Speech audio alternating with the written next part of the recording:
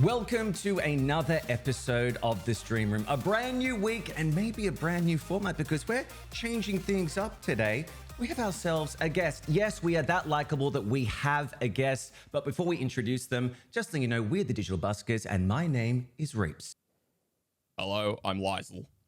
Wow, hi, I'm Nick. Excuse me? That is not your name. There can't be But two the of us, voice was all right? right. You're not the guest today. I'm the guest. So All right, step back. sorry.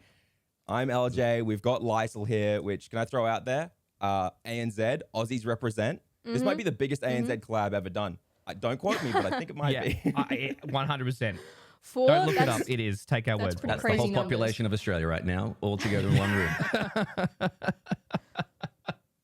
So today, as we said, we're doing a lovely new format. We're going to be talking to Lycel about your growth journey and your experiences on Twitch as a content creator and everything like that. But quickly, before we jump into anything, I want to throw it out there. If you're watching this or listening to this, throw a comment, check us out on socials, give us a subscribe because it really helps us out. We'll be answering questions at the end of the podcast as well. But that's all coming up. Instead, let's talk about how our streams went this week. Hot seat. Lycel, how has your stream been this week? Any successes? Any failures? What have you been up to? Well, my stream this week was I tried out something a little bit new. So often, to give the audience a little bit of background, I generally do a mix of art and speedrunning. That's kind of my bread and butter. But I like to mix it up every now and then just to sort of reassure myself that I can do variety content if I want to. You know, it's there, it's an option. So I did some baking on stream this week just to switch things up, go a little Ooh. crazy. Which was good fun, and it is always nice to just sort of try new things and see how they work. So that was good, and I also put out a schedule, which doesn't happen very often. But I actually planned what I was going to stream before I streamed it. So Fantastic. yeah, Excellent. pretty nuts stuff. How did the I feel baked like- goods turn out? Oh, pretty well, actually. I mean, I tried the sort of gimmick of the stream was trying to bake US food because US food's a little bit crazy sometimes. So I tried a root beer float, which was disgusting. It's fucking feral. How does it Absolutely rate to a revolting. spider? Like a Yeah. classic Aussie spider. Is it good or bad comparative? I don't know. The problem with it is that it's like a spider except with sarsaparilla, right? Ugh. So it's disgusting. I don't get it. I don't know. Maybe I have to grow up with it to understand it. But yes, that So was disgusting. Stockholm syndrome. You're saying Well, bet you understand might. it, you need to Bet be- you might. Yeah, Stockholm like syndrome. Vegemite. Exactly. It's admittedly it is just sort of yeasty salt, but for some reason we love it. But yeah. And the I other take thing I it by made the was a pecan spoonful. pie, which turned out pretty Honestly, well. same. I've never had pecan pie. Yeah, I, me for neither. a long time, Ooh. thought it was the same as the sweet potato casserole they do. Have you seen this? So That- America does, yeah. it's sweet potato with sugar, maple syrup, mashed, and then they cover the entire top with marshmallows, and then they like flame roast the top of it and put it in the oven. Who thought of this? He's like, you know what this mashed potato needs? Like sugar. Who said that? What happened? What? What's going on? Yeah. That's messed up. wild. Yeah. But that's America, all right? If that's not red, We white, are- and blue, I don't know Yeah. what it is. We're going to have no subscribers by the end of this. Yeah, I like before we started recording, we were joking about making a podcast about Australia and St. America, and now here we are actually doing it. we love all our American friends. Please don't leave us. For God. Oh, God. I Starting will next week, say- the baking room. We just tried different American foods and just roast them. How did the variety go? Was the variety good? Because I feel like every content creator ends up being kind of known for one thing, right? Like you kind of end up being called like, I know like, Tom Shee he's known as like a Mario guy, and every other speedrunner that I know who does Odyssey, for some reason, people just decide they are going to be a Mario person, right? And it's like, I Yeah. feel like that's so backwards because it's not the case. So was your variety good? Did you see any dips? Was it awesome? Like, I'd love to know more. I think because I don't really know what I'm known as, and like the one thing that I do, definitely Mario speedrunning is like one, but because I've always kept that in balance with doing art and other stuff, I feel like I've never sort of specialized too much, so it's not too bad when I do variety content. The one thing I do notice is that going into the just chatting directory, which I do not usually do, does mean that my mods have to be pretty on the ball, because it can get pretty weird. But other than that, it wasn't too bad. I was surprised viewership didn't drop off too badly, which was nice considering it was a new kind of content. I have done baking streams before, but not in the last like 8 months or so. So it's, it was a little bit, I always find it a bit nerve-wracking to do new types of content, which is why I sort of stick to the safe zone a lot, for like fear of failure, I guess. But it's nice to know that I could do a variety of stuff if I wanted to. I know that from my times in your stream, because I've done a lot of decent amount of lurking, I find that a lot of the time, it's very rarely, I think you do a great job making it less about the game or the category and more about you as a content creator. And there's a lot of like fun back and forth with your chat, and there's a lot of, there's more to it than that. And so I think, your variety stuff, at least from an outside perspective, it seems to always just kind of fill the exact same slot that it normally would, which is really cool to see. Did you have any failures over the last few weeks that you feel like, oh, that went really badly, I shouldn't have done that? Not to make you relive it, but it's always a hot seat one. Yeah, I mean, it is the first schedule that I've released in 2 months, which I was feeling pretty bad about. Because it's a bit of a different vibe when you know what you're going to stream on a day and you've committed to that already. When you get to that day, you have to do your best to do that content. But when you decide the morning before you stream, or in my case, because I stream in the mornings, like 30 minutes before I stream, there's more of an opportunity to just go back to lazy content, or to just sometimes, when I really don't have any ideas, I'm like, there's nothing I could stream today that I'd feel good about. I'm like, I'll stream next stream, we'll just cancel today. And it makes me not do that, which I think is good, because usually when I do that, it's not for a good reason. It's because I'm, just being lazy and scared, and it's better to take the time beforehand to actually sort of think about my content before I make it. So I'd say not posting schedule would be my biggest failure, but we're getting there. Step in the right direction. What stopped you previously? Like, was it purely the fact that you didn't want to be locked in on the day of the stream? It's probably, I mean, it's effort to think of content ideas, I guess. And Yeah. Oh, fuck yeah, it is. It takes a while. So yeah, I don't know. I just bring up my schedule and I stare at it for 30 minutes and try and come up with an idea that I'd feel good about. But it's hard to find something that balances everything. Something you think your audience would enjoy, something you think you would enjoy, and something you think would perform well. It's hard to find something that fits all of those categories. Because, lately I've been playing a massive amount of the new Horizon game. But I wouldn't stream it because we all know that doesn't usually end well, streaming brand new games. So, Doesn't stop me.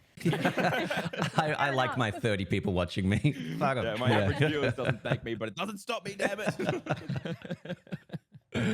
Yeah. But you also raised a really good point there of like schedule itself, because I've always been a part of a schedule. Like I've always had a schedule and I always stick to those days. But I do remember a time I didn't have a schedule and I would so easily be like, I'll stream tomorrow, or I don't have a good idea now. And I was a bit more wishy-washy with how I did it. But when I had that schedule, it's like I have to be there. Like I have this impetus. I've told people I'll be there. I feel like I let them down. So it really is interesting to hear that there is that kind of anxiety at the back. It's like I have to perform at this time on this day, because for me it's just become routine that I'm live these days. So I know that when I change days, it's that thing of like, oh God, it's a new day. Will people even know that I'm live? And you get that kind of crap. What am I going to do today? Because you don't usually stream. So yeah, it's interesting to hear the kind of those thoughts that you go through. Yeah. I think with Twitch Go Lives as well, especially changing up your schedule. Twitch Go Lives are not exactly, let's say their notifications don't go super 100% of where they're supposed to go all the time, to be nice to the Twitch notification system. And it's like, okay, so I'm going to ping my entire Discord, which I have no idea if they're going to be around. I don't know whether there's going to be a big one. And the thing that always gets me is a lot of the content ideas that I'd love to do for YouTube are heavily inspired by creators like Ludwig or Point Crow, in the terms of like his, if you make me laugh, I'll reset the run, or things like that. And a lot of those content ideas require chat interaction. And like, I will set up an idea and I'll be like, I want to do this really cool idea where it's brilliant. But then I'm like, okay, what if no one rocks up? Yeah. What if like 20 people rock up and I've got 3 active chatters who are supposed to donate to do a media share or something? Genuinely. That's the one. Yeah. I'm always so scared about it every time. Yeah. Yeah. That's like, the reason I I've guess I'll never just- done a yeah. subathon, and never done, a media share, because I'm just like, nobody's going to be there, even though, usually there's a good number of people in chat. I don't know why they wouldn't be there for that day, but just scared of being all alone and nobody actually interacting. That's my life, just scared of being alone. No one there for me. I feel like that's every streamer though. Every streamer is sat there during like the starting soon screen, just like, please just one person chat, please just one person chat, please just one person chat. And then as soon as they type, you're typing back. They're like, yeah, so I'm here. Welcome in. Well, lovely to see you. Yeah. I think that's the reason why I end up doing a lot of, as you put it, lazy content, which I'd agree. Like lazy content to me doesn't necessarily mean it's bad content, but it is much easier to be like, I'm gonna go live and I'm gonna play Pokemon Arceus for 4 hours. You know what I mean? And it's not bad content, but there's no special amount of effort that went in previously to organizing something like, I'm gonna play Pokemon Arceus, but I'll have a heart rate monitor on, and if my heart rate monitor reaches X, then I have to do Y punishment. That's like an extra step. I think that's my big thing, is like, I feel like I always fall back into doing that easy or lazy content because I'm just so nervous that like my new thing will fail. But then I fail anyway because people get bored of the boring content, right? Like, Yeah. it's a big double-edged sword there. That's actually pretty much my entire fail and success this past week of content creation as well. Is I've done a lot of just pretty basic streams because I've been spending so much time scripting out stream scheme stuff and working on my new YouTube channel that I haven't had time to create any big content ideas. And I started seeing my average viewers dipping a little bit during Arceus and other things. And it was like, I remember streaming and I was like, oh, this is some boring ass content. I ended stream an hour later. Like I ended stream and I instantly just went into like prep mode. And I spent the next like 2 hours after stream coming up with ideas. So my success is I've now got a Trello board of like 45 stream ideas. And then I've got, I know I went pretty hard on it. I will be fair. 13 of them are crowd control mods for different games. So it's one idea with 13 different games. Expanded, yeah. But I've got a lot of other stuff. But I definitely think that what you said there about your worry, that's been my entire week. Reapz, did you take some time off this week? I got a couple messages, people being like, Reapz isn't live today. Okay, so here's the story, and this is my successes and failures. So I had an amazing success on Sunday, our time, because we finally launched our Minecraft server. So it's just, a server for all the subs to come in and have fun. And it was so much fun. Like we made a huge ass diving board that we could, you have to jump all the way. You can't see because of, the pixels loading in, and there's only like a 1x1 square of water that you've got to land in. Just lots of fun. Can see it, to be Yeah. yours can't, Okay, fair enough. All right. And then we had like a scavenger hunt and things like that. It was just like a really nice day that everybody was in there and doing things. It just felt really community based rather than let's all play X game together. This was like people making houses next to me, yada, yada, yada. The next day, yesterday, I went live, ready to do everything, but there's this little thing in Australia that you don't know about America, and it's called the NBN. It's the National Broadband Network. And I was spiking so hard. Like I would go from 6,000 kilobytes to 0 to 1,000 back to 0. And I had no idea. I reset my computer, replugged in all the routers, did everything like that. And it just kept going. So if I do lag out today, please know it is our stupid NBN. But I had to call it after an hour because I was literally sitting there getting angrier and angrier at like visibly people were like, you should just call it. You should just call it. Like I wasn't to the extent of like throwing things, but you could see that I was like seething, just like steam rising from me, because there's nothing worse than wanting to stream, going to work, saying people, I'm going to stream this day for this amount of time. And then it's just constantly me doing like a slideshow presentation type thing. It's just so aggravating. So that was the reason why a lot of people said I wasn't streaming yesterday. It wasn't because I didn't want to. My internet just shut the bed, for lack of a better term. It was terrible and terrible. Most of your audience was in my chat like, I guess I'll sit here because Reapz is here. I paid them to say that. I was like, go over to Eljay and say talk about Reapz all the time. No. I was like, I know I don't do the kind of, amazing production value as him. I'm currently just out here drinking a coffee, complaining. But like, that's what I do all the time. I guess I guess we better go to the runner-up. No, the budget Australian. Not at all. But it was just that thing, you're only as good as your last stream, that mentality. My last stream was failure. And so I am so nervous about tomorrow when I've got to stream again, because now I feel kind of like Lycel, I've got to live up to these expectations and do even better, or make, double the energy, double the time spent stream because I missed out on the previous day. It's that kind of like neuroses that goes on in my head that I'm just like, how do I deal with it? Yeah. But that's my week. Question for each of you, because we're all Aussies, and I'm sure we've all had issues where I'll just, NBN has spiked out hard. I don't even know if you have it actually out where you are, Lycel, because I remember being in an ANZ conference call with you and you being like, sorry if I disappear. I don't. Yeah, because I don't live in the city. I live out in the bush, and we don't have like wires out here, so there's no like the technology there's hasn't no reached you yet. connected internet. The only internet we get here is fixed wireless, which is a tower 2Ks away, which sends out internet through the air, and it's pretty shit. So I actually stream on 4G internet, believe it or not, which is somehow more stable than the internet I would be getting otherwise. So it's pretty rough. Pretty rough out here. I've heard fixed wireless isn't the greatest. No, it's not the best. It's better than it used to be. Man, the wired internet we had prior to 2016 was copper, and it was about 300 kilobytes per second. Wasn't great. So yeah, a big upgrade with the fixed wireless, but not really great for streaming. So it's always been a bit of a struggle for me trying to find out the best way of getting internet out here. And oh my God, the conversation I've had with Telstra so many times. It's just traumatic. I've been on the phone with them for 4 hours in one go, literally being passed to person, going, here's my order number, here's everything. And then, it was just, sorry, Telstra's horrific. Unless they want to sponsor me, they're fantastic. Everyone here is in the ANZ region, so unless you're running an ad blocker, I'm sure you've seen who I support right now. But I prefer Optus, obviously. Vodafone, yeah. Eljay's the face of Vodafone. No comment. Campaign might still be running. How does your chat react, by the way, to like technical difficulties? I feel like every content creator's chat will either go one of two ways. It'll be like, it's not working, don't worry about it, just head off, or whatever. Or they'll be like, don't worry, keep going, power through.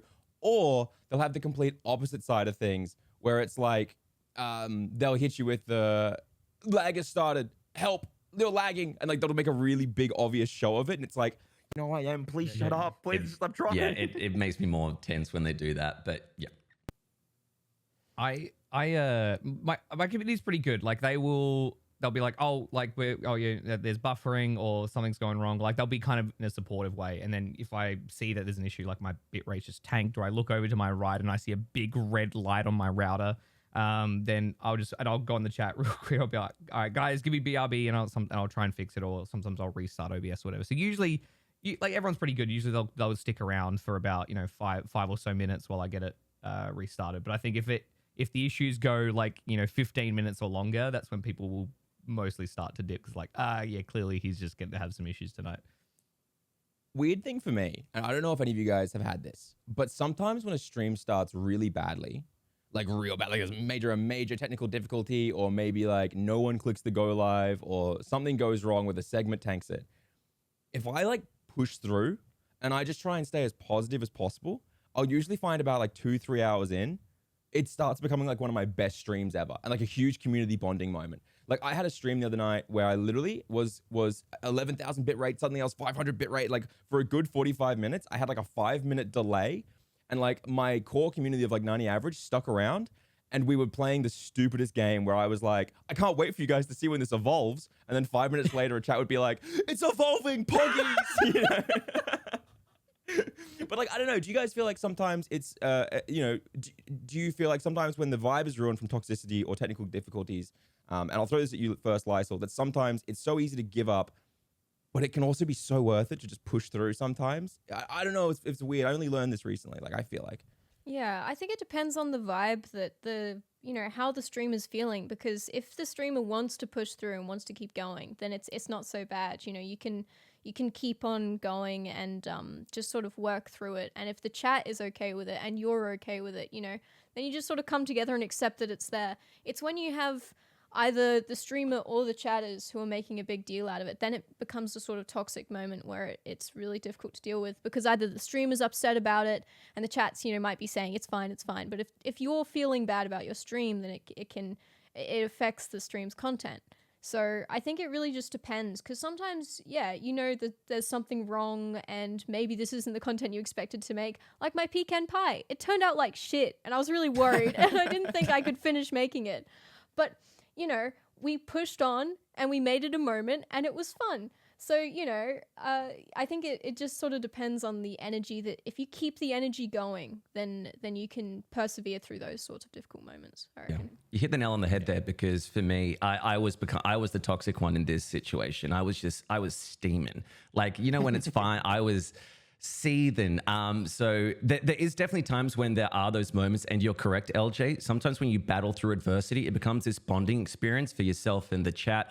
And then, when you do get in clear waters, it becomes so much better. And that's kind of what I was thinking in the back of my head, because I have had many times when my internet's dropped out and I've gone through it, and it's been like one of my best streams near the end, because you battle through it and, oh my God, so many people watching you, follows, all that kind of thing. And that's what I was thinking. But honestly, it was affecting me so much that if I didn't press stop streaming, I think it just would have been just a toxic time. So I knew for myself to call it, because I was just that upset about it. I shouldn't have been, but there's those days you don't know why it affects you more so than other days, and those are one of the days. So yeah, you're down. Yeah, it's like doing a stage performance, but none of the lights are working. You're like, well, what's the point then? Yeah. I think the worst is when you're really pumped, for a stream that night, for some content that you've planned, and then something physically stops you, like your internet completely dies and won't come back, or your power goes out and it's just gone, and you're like, well, there we go. I guess we're gone. That's I think the part that really, really, really sucks, is when your community's having a great time, you're having a great time, an hour in or something, and then gone. There's nothing you can do about it. So Nick, hit us with it. How was your week? Anything we can learn? Anything you think you failed at or succeeded at? I'd love to know. Yeah.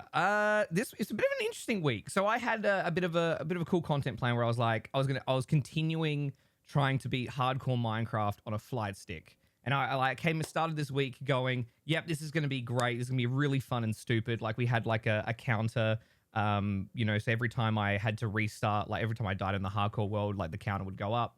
Because, who would have thought using a flight stick would make it a lot harder? So we got to Tuesday, and then the flight stick just would not connect with Minecraft. The week before, I'd done a few streams, it was working fine. It just would not work. And I spent about 15 minutes trying to fix it.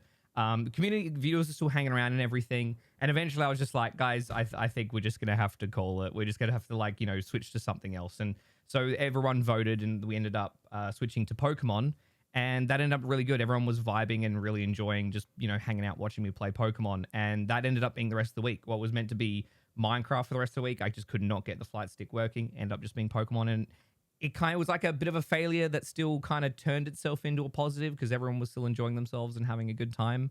And yeah, so that was great. Also, I managed to do a lot of the personal goal setting that we did from last week as well.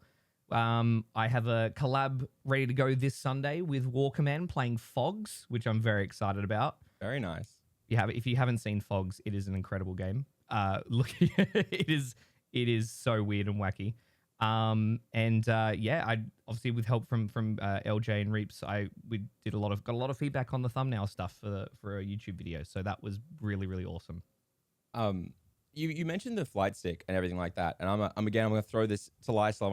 I want to hear your thoughts on this. When you guys want to come up with pieces of content with a twist, right? Because I feel like this day and age for content creation and streaming and our industry, you can never just, well, you can, but it's way, as we said at the start, it's way better to go, I play X game, but I do it this way, right? Because it's a little more interesting, like with Minecraft Hardcore and the flight stick.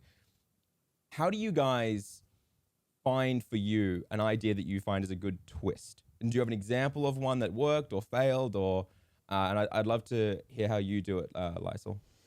Yeah, I find creating sort of challenge content quite difficult, because I know a lot of my content is quite similar to or based around what I've seen Small Ant do in the past, because he's one of my content creator inspirations. And obviously, if you know him, he focuses a lot on challenge content. But at the same time, a lot of his challenge content, I feel like, comes from the idea that he's good at video games. And then a lot of my content comes from the idea that maybe I persevere through maybe not being quite as good at video games. So when it comes to challenge content, I often actually avoid it because I feel like I wouldn't be bringing anything to it as a person who would just end up doing it worse than somebody else. I don't know if that's true, but I feel like generally that's why I tend not to do it as much. There's been a few cases where I've done things where, basically using that same gimmick of perseverance rather than skill, I try to do something which is difficult for your average person and show that if you put enough time into it, you can get through it. But yeah, I don't know. I do find it quite difficult to find ones that I feel like suit my stream. So I tend to do them less than other people who also do sort of Nintendo gaming content and stuff like that. I think it's really interesting because I remember seeing you when Ludwig was roasting thumbnails and YouTube channels and stuff like that as a video. You appeared in it, and I remember being like, "Oh hell yeah, ANZ, love it." And he called you a 12-year-old essentially. Child, he did call me a child, yeah. Wow. He goes, "You're young and cracked at games. You know, that's one of your best selling points." And then you just wrote in chat, "I'm actually in my 20s." Yeah, that was a low point. Look, at least he's not like, you're 87 years old and you're good at games. That's a great selling point. Yeah. I guess so. I'll take what I can get.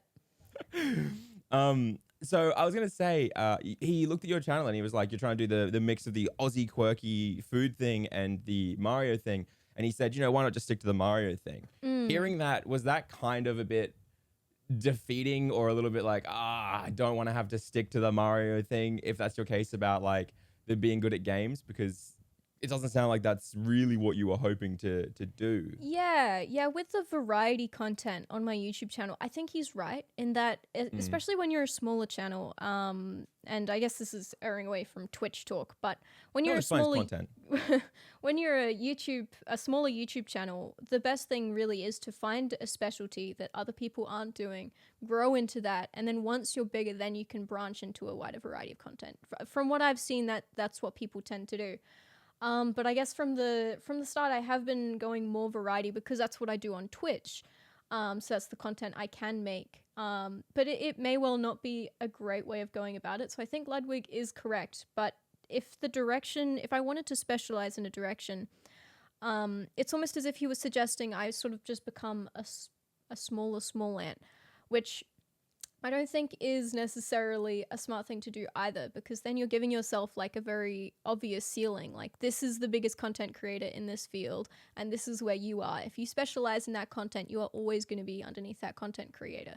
So I feel like finding your own niche is a better way of going about growing, which is what I've sort of tried to stay away from doing challenge videos. I don't think I've put any challenge videos on my YouTube channel because I don't want to become a smaller small ant.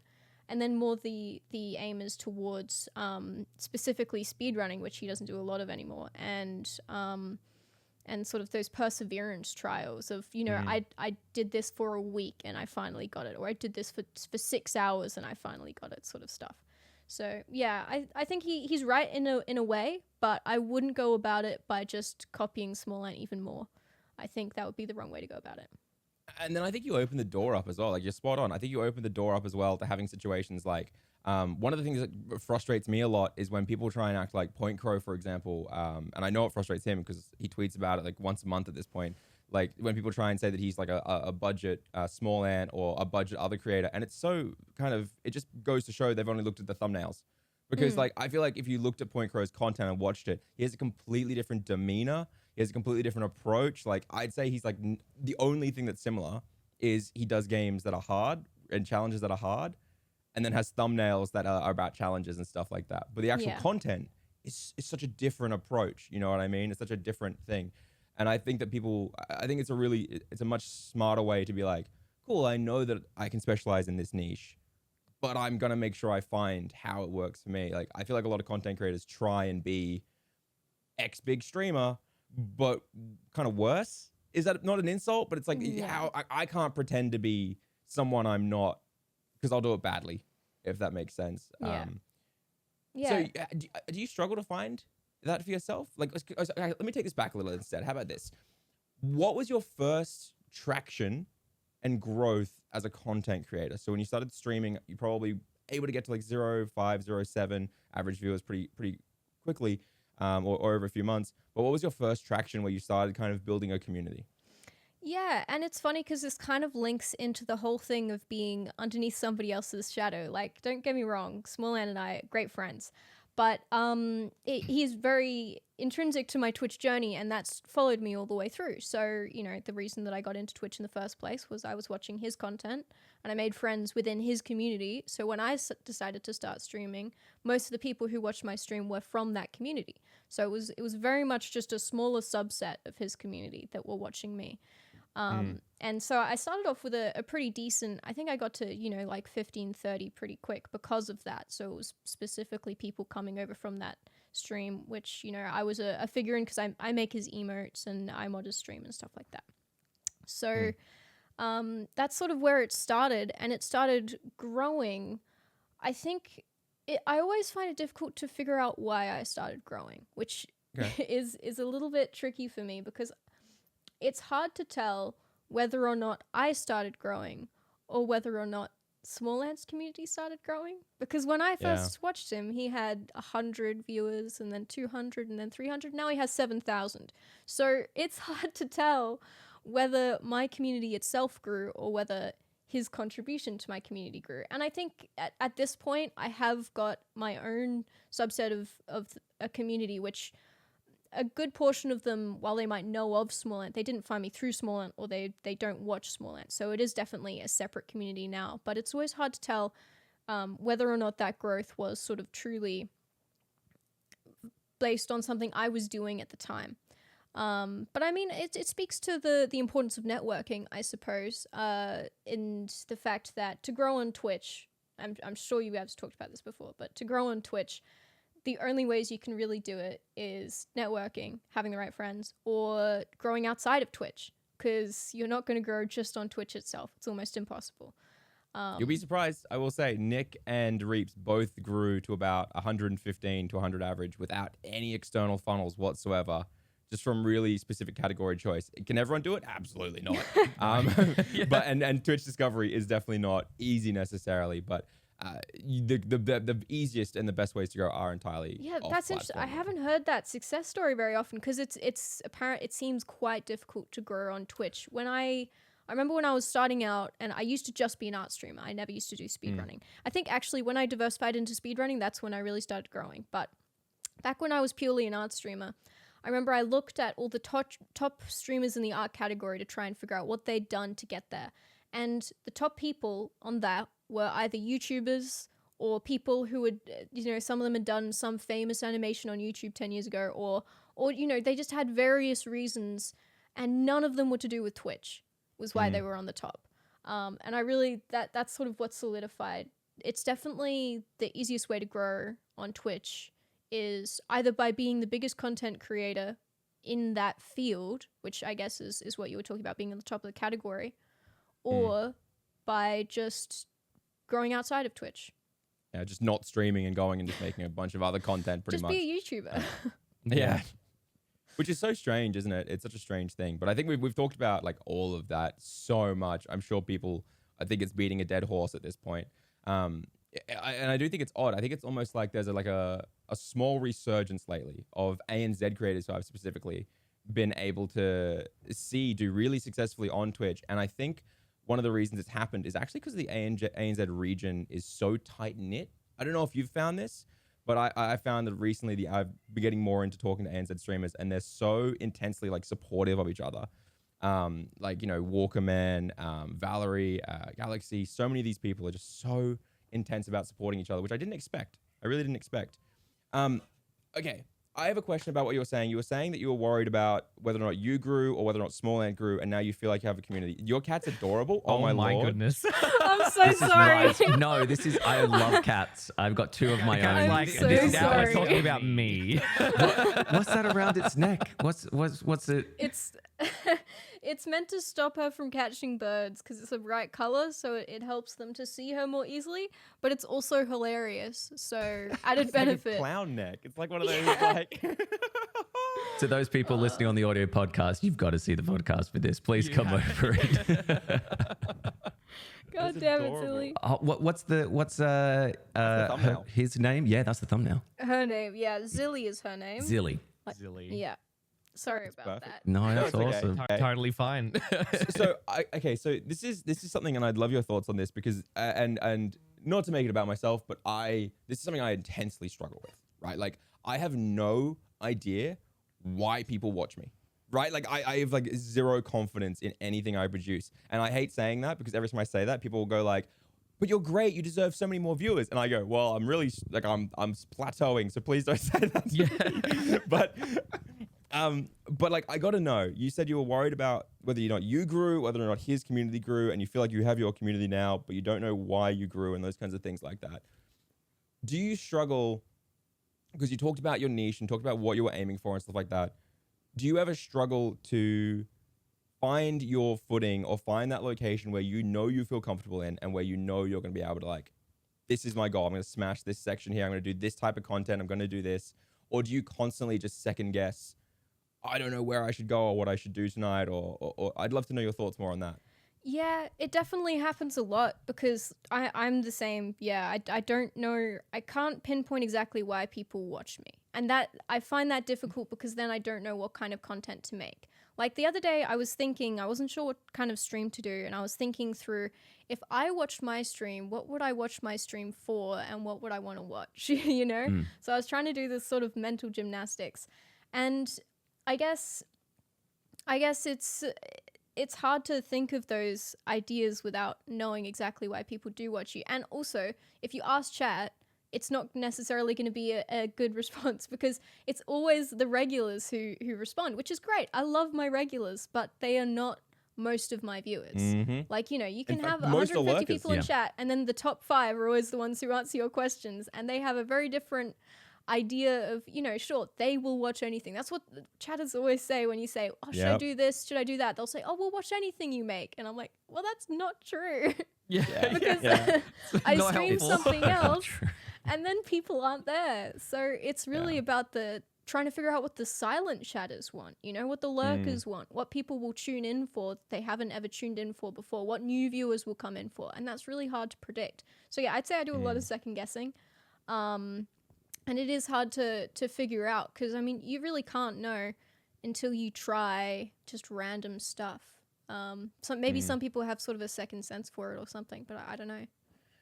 I don't. I did an event stream at one of the things I'm struggling with is that I used to do 200 average back when my YouTube channel was like booming, which is funny because the channel's doing way more daily views with less uploads right now.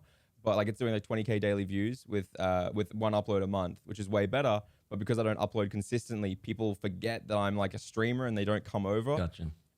Which is weird because it's a streaming about beginning and being a streamer when you start out, right? Like, so it's so strange. But essentially, either way, I'm struggling with my view count dipping. But I did a stream at the start of the year where we got back to 200 average viewers without any raids, just because I was doing an unboxing of an Amazon buy stream. And I'm like, okay, so I know what works, what they want.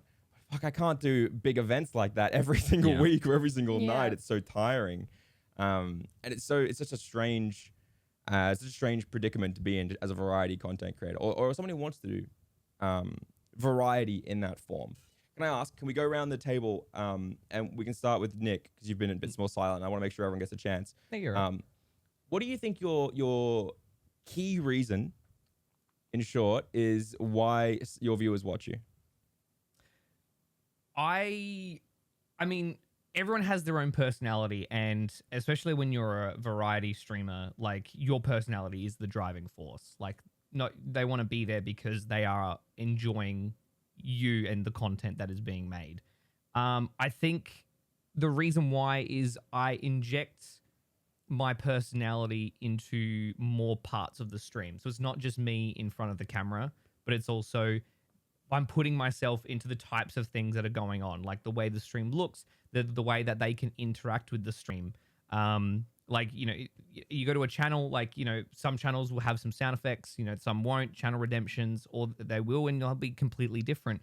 And I think the way you set that up is where you inject your personality, the type of humor, and people will vibe with that. So I think that's probably the key reason why I think a lot of my viewers like to watch me, because they like my energy, they like my humor and the personality and the way that it's integrated into the rest of the stream and the rest of the content.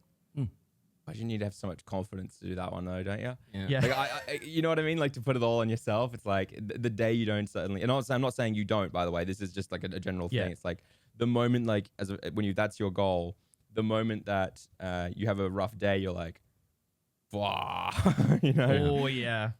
Oh yeah. Reapz, what about you? Oh, it's very interesting because I also have that kind of thought of like, what is my intrinsic value, right?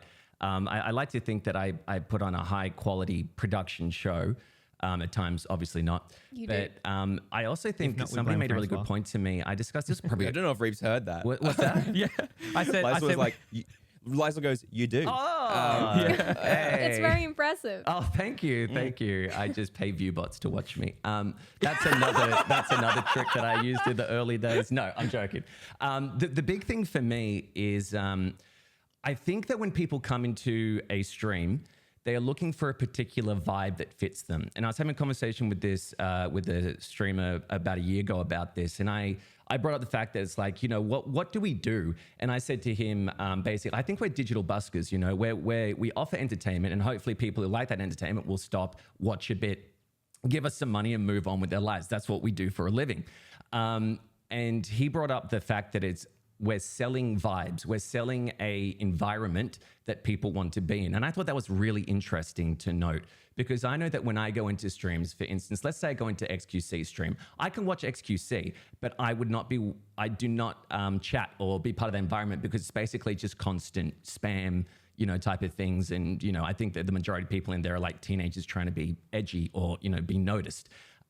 So for me, I think my value is that I like to garner an environment or a community that hopefully likes to be around like-minded people. And it's a positive, hopefully a positive environment, because I think there's a lot of toxic ones out there, or ones where there's no interaction. So I think of it more of like, not just myself, but what I can offer in terms of what people do inside the chat and outside the chat with, you know, Minecraft servers and things like that. So what I think I offer is a place to be part of a community with like-minded people in a positive atmosphere. So that would probably be what my channel hopefully represents.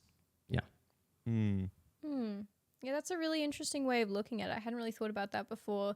The fact that you're not only selling yourself. That's not a good way of phrasing it. That's not a good way of doing it. No, Anyway. we're definitely selling ourselves. I sell out all the time. We're not only selling ourselves as content creators, we're also selling our community, you know? Yes. Oh, that's exploiting, yay. I mean, what? Starting bid I don't know at what's legal. $5. I don't know what's legal in Adelaide, but in Queensland, that's not When you go out to the on. country, it's all legal. International waters, but Yeah, international anything land. goes. Yeah. Things are different out in the goes, bush. Yeah.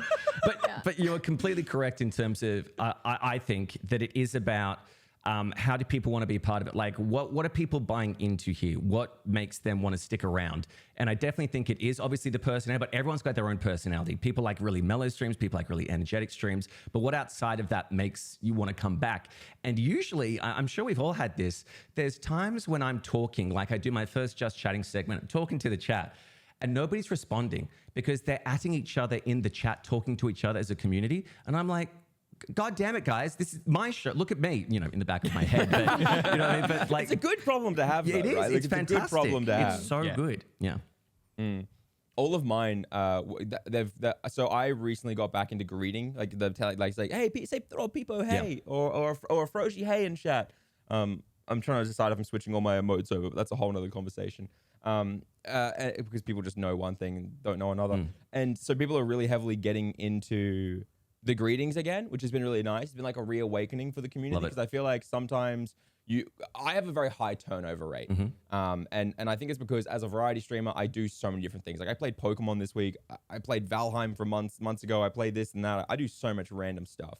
Or I'll go live and like just decide I'm doing GeoGuessr for a night, or I'll do a BuzzFeed quiz for 3 hours, you know? And, it's like, and so I have such a high turnover rate because my content changes so much.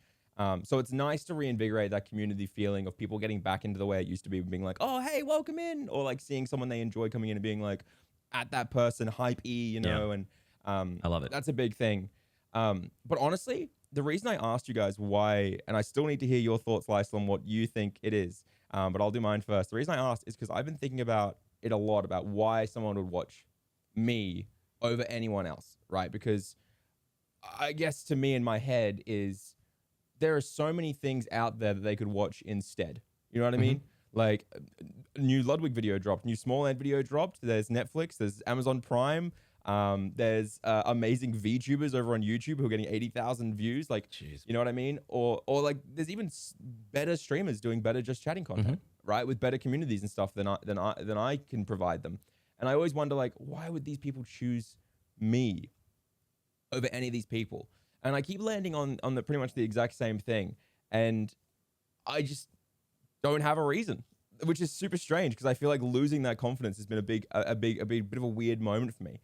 And I am just trying to figure it out again. And what you said earlier about the challenge content, I learned that very quickly recently.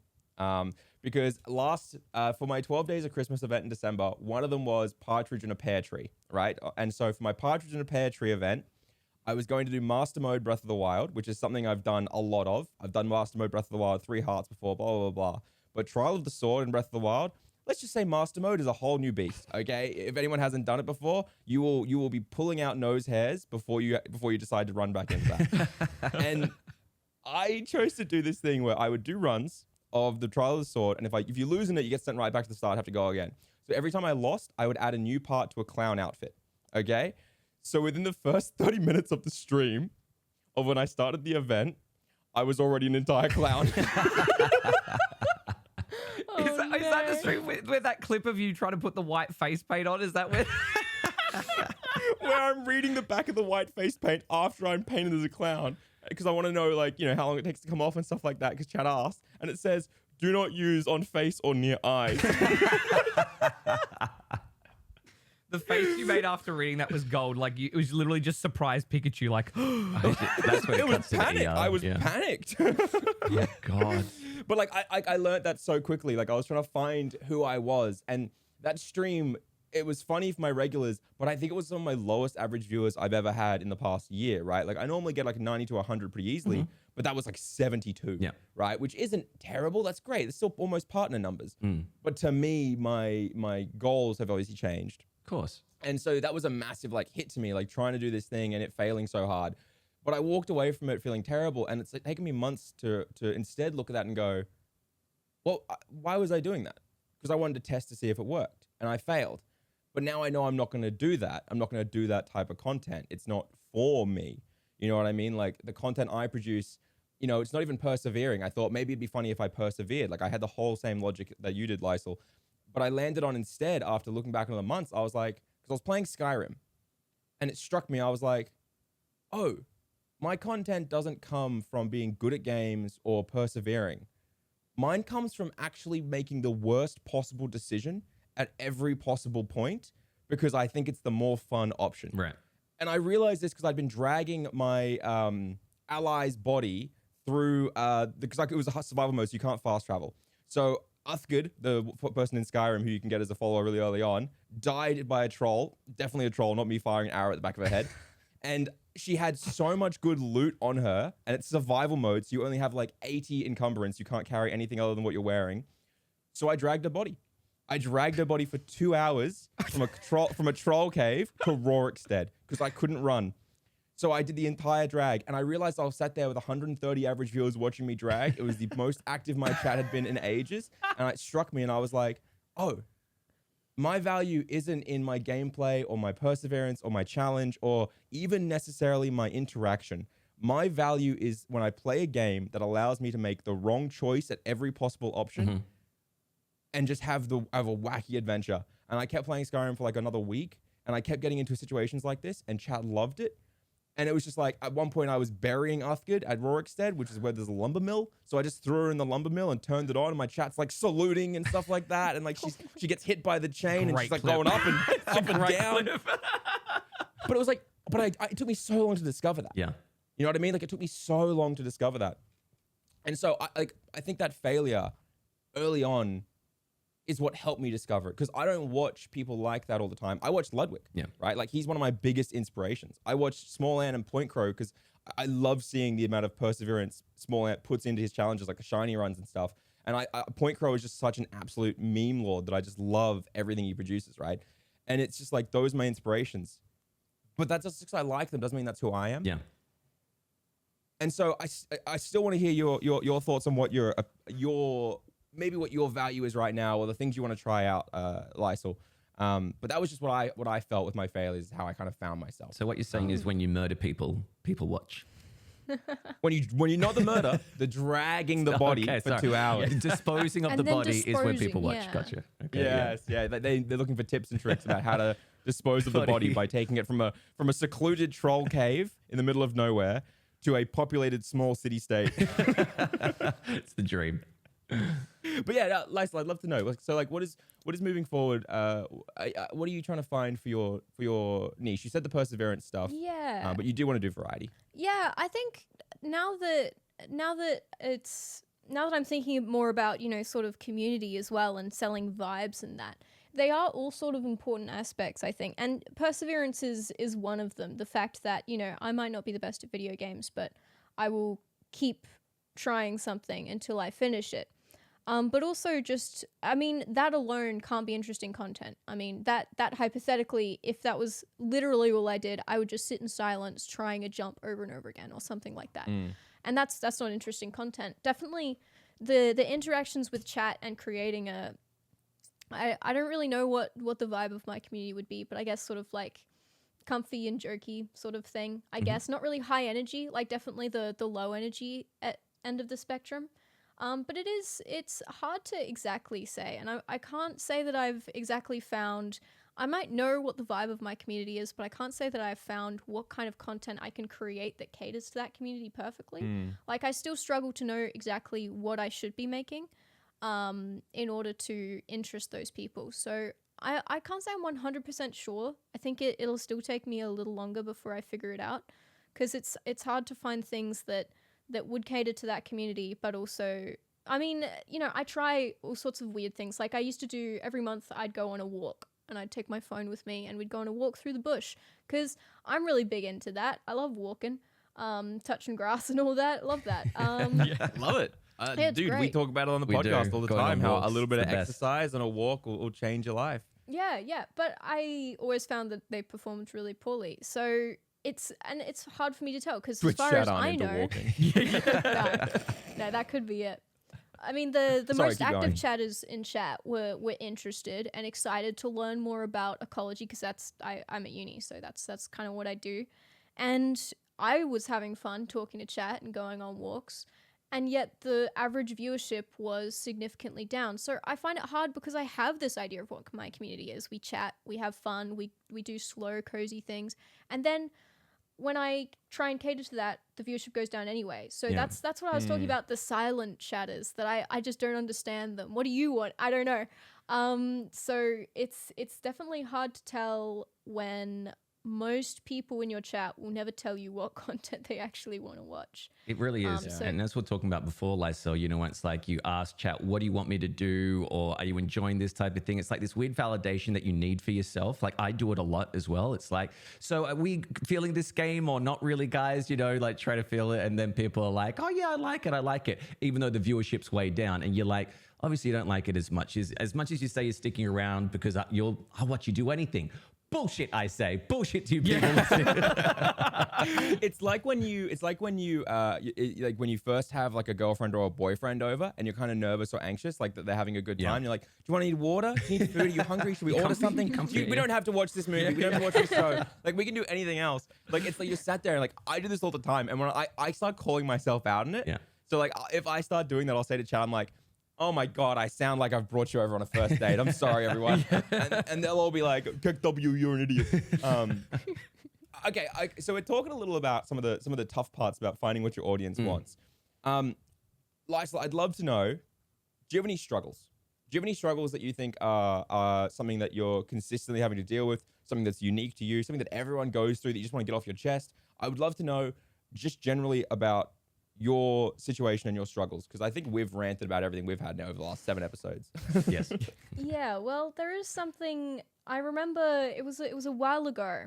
I was coming across some people in chat, and I'm sure both female streamers and non-female streamers will be able to relate to this because it's quite a common thought in chat. But people were basically talking about the fact that female streamers have it easy because, you know, they are female, and apparently that makes you more likely to succeed on Twitch. Despite the fact that there's plenty of people who have talked about it extensively, that's a very pervasive thought in Twitch in general, that women have it easy. And I remember when I first heard this thought, I was going, that doesn't sound right. Surely that's not right. And after stream, I went and looked it up, and I was going through all those stats, and I saw, and using one of the more modern stats, remember there was a Twitch leak that leaked payouts. Of the top 100 people on that, 3 of them were women. And I remember I saw that. It was Pokimane, Amaranth, and Santika. And when I saw that, I had this moment of realization that statistically, no matter how hard I try, because of something I can't control, I'm never going to be as successful as my peers. Like, there will always be something holding me back. And despite that being the numerical facts, you actually get put down for being more likely to be successful.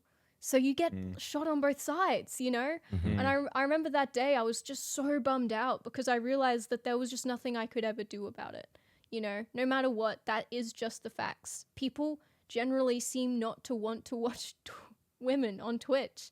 And that's just how it is. It's not as if Twitch has 65% of their viewer base is male, which is a majority, but that means that the 35% that are women, and there's only 3% in the top 100 that are women. There's a massive disparity in what people are actually watching versus the people that are streaming, you know? So there's a huge number of female content creators out there who have nobody to really look up to. When I started doing Stream Scheme, and I don't mean to interrupt, I apologize. When I started doing Stream Scheme, I ran a poll about what my audience was, and it came out like 20% female. And my audience, obviously, they're streamers, and 20% female. And that reading that poll made me go, just because it's 20% doesn't mean they shouldn't have someone to look up to. So like the next day, I was emailing Iona, Tea with Mandy, and Cressadine to come on the YouTube channel and talk about their experiences, because I had this realization that I'm never going to be able to relate to the kind of drawbacks and things like that. And I do have it so much easier to grow because anyone can relate to me, and the largest majority can relate to me, and I can give advice, but I'll never be able to relate to the other stuff. So you're right, it's wild. Do you get a lot of toxicity, you feel like, from people? Especially because you do come from that small ant kind of esque area of group of streamers where it's like a lot of challenges. You may not do them, but do you feel like you get a lot of toxicity about it in that area? Yeah, it's kind of tricky. I definitely feel like there's a certain brand of toxicity that is generally, brought to women on Twitch, and I don't tend to experience that to a great extent, I don't think. Like, I do get certain people in chat who will make inappropriate comments about, you know, appearance or relationship status or any sort of thing like that. But honestly, in my experience, it's actually not that bad, which I feel like it's hard to tell exactly why that is. It could be down to just sort of the kind of audience that you cultivate. I think some people just, through no fault of their own necessarily, end up building up a toxic audience, you know, an audience that puts them down rather than brings them up. But I think I'm pretty lucky in that I generally, every now and then you will get people who just jump in like they're new, they don't know anything, they're just here to cause trouble. But as a general rule, it's not too bad. The one thing that definitely is a thing. It doesn't bother me too much, but it is definitely a thing. Is much like Point Crow. Being compared to Small Ant, but being told that you're Small Ant but worse kind of sucks. Especially when a lot of people, I think YouTube comments are actually way worse. People will just put down a comment that says like, well, of course you were going to be worse, you know, because you're a woman, so you can't play video games. So naturally, Also, you're probably better than that person. Yeah, that's the other thing is, right? Like, Yeah. I feel like the see them people get who a world say that to record? you- Yeah, exactly. Right? Like, they probably give up an hour into like attempting like a giant run of something or a challenge or a perseverance section or anything like that. Like I always find it so interesting because I watch a lot of Bite Size. I don't know if you know Bite Size, but they're another SMO runner. And I am always amazed at the fact that I can sit in like a Tomshi SMO run or any other SMO run that I like to watch, and the guys will get every now and then someone who feels like they know more about how to do a certain trick, right? Or a certain move. But with Bites, it's constant. Like it's actually constant. Like she's constantly being told, no, do this, no, do that, no, do this. And the mods will just be like, oh, what's your speed? Like, what's your time? Or like, oh, you know, like this to them. Because none of them have it. Yeah. They've just watched people run and they're like, you don't know how to do that really complex trick that you need to do to get under an hour. Yeah. You know what I mean? They've never done it. The backseating is really bad. I would agree with that. I never really thought about that in relation.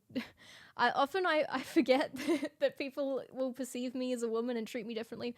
But I think there is a lot of that. Just assuming that I don't know things. Like it's not just speedrunning. It's people will just come into chat and say, hey, you know, you probably didn't realize this. And I'm like, no, I did realize that. Why did you assume that I don't know shit?